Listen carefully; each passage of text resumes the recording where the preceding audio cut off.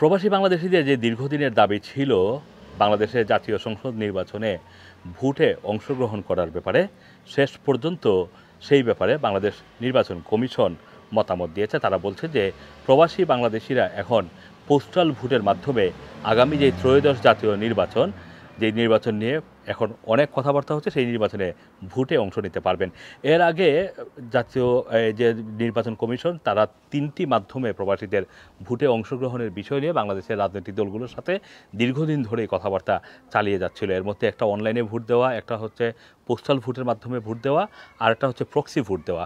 তবে বিভিন্ন রাজনৈতিক দলগুলো অনলাইনে ভোট দেওয়া এবং প্রক্সি ভোট দেওয়া, এই দুটি ভোটের বিরুদ্ধে অবস্থান নেওয়ায় শেষ পর্যন্ত পোস্টাল ভোটের মাধ্যমে নির্বাচনে অংশ নেওয়ার বিষয়টি তারা গ্রহণ করেছে।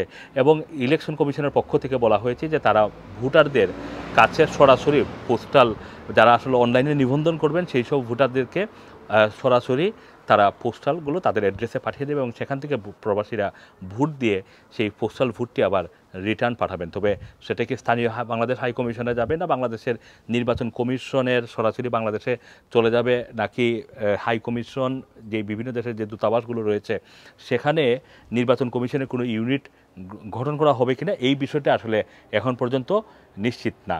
এদিকে আর একটা বিষয় হচ্ছে যে আগামী জাতীয় নির্বাচনে আর কখনোই ইভিএম ব্যবহার করা হবে না বলেও মতামত দিয়েছে বিভিন্ন রাজনৈতিক দল। এবং সেই প্রেক্ষিতে নির্বাচন কমিশনের পক্ষ থেকেও নিশ্চিত করা হয়েছে যে ইলেকট্রনিক্স ভোটিং সিস্টেম যেটা রয়েছে সেই সিস্টেমটা আর বাংলাদেশে ব্যবহার করা হবে না।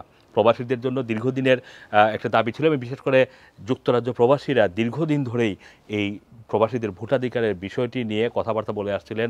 সরকারের বিভিন্ন পর্যায়ে তারা দীর্ঘদিন ধরে লবিং চালিয়ে এসেছিলেন।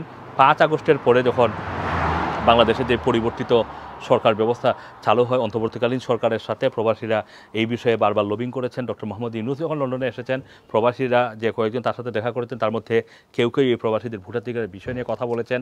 বাংলাদেশে গিয়ে প্রবাসীদের প্রতিনিধির দল সেখানে বাংলাদেশ সরকারের সাথে, বর্তমান সরকারের সাথে দেখা করে এই প্রবাসীদের ভোটাধিকারের বিষয় নিয়ে কথা বলেছেন এবং শেষ পর্যন্ত এটি একটি ঐতিহাসিক দিন, প্রবাসীরা বাংলাদেশে ভোটাধিকার পেল। Assam Masum, Rana TV, London.